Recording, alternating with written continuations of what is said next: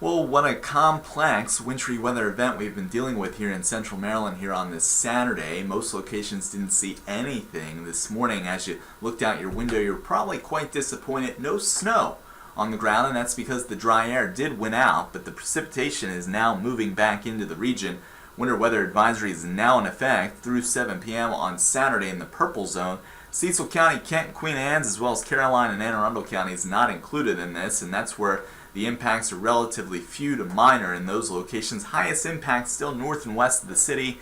That's where we'll see the most concerns with ice, and that's where we saw a little bit of snow this morning, and we're still seeing some snow right now. But the ice potential is the biggest overall. If you do have snow on the ground, it's going to go away pretty quickly once that sleet and freezing rain and just plain old rain fall on top of that, as the actual wintry threat now returns to the area. Through about 4 o'clock, that's when we're on the lookout for that wintry precipitation as the temperatures start to moderate. Between 4 and 7, we change to rain here in the city. It's still an icy mix, north and west, and then all of this gets out of here after about 7 o'clock tonight. So there goes that thump. We have rain out in West Virginia. We're still dealing with what we call a cold air wedge across the region. As that scrubs out and the temperatures moderate, we'll change from the frozen stuff to the liquid stuff as we get into the rest of this afternoon. So now, through about 3 o'clock, still looking at that wintry precipitation, and that's because temperatures are still close to freezing, especially north and west of the city. Parkton, Westminster, Thurmont,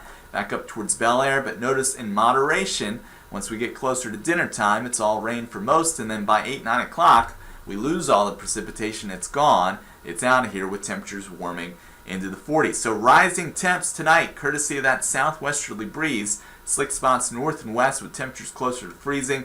Gust upwards of 30 miles per hour tomorrow morning. Highs right around 40, but falling throughout the day. We'll end up at 32 for Martin Luther King Day. Still pretty breezy, with highs only in the 30s Tuesday and Wednesday before moderating again, with showers returning by this time next weekend with highs in the 50s. Remember, you can download our free mobile app at WMAR2 News, available at the Apple and Google Play Store, or look us up at WMAR2News.com, Facebook, and Twitter for the latest weather and news updates. I'm meteorologist Eric Taylor.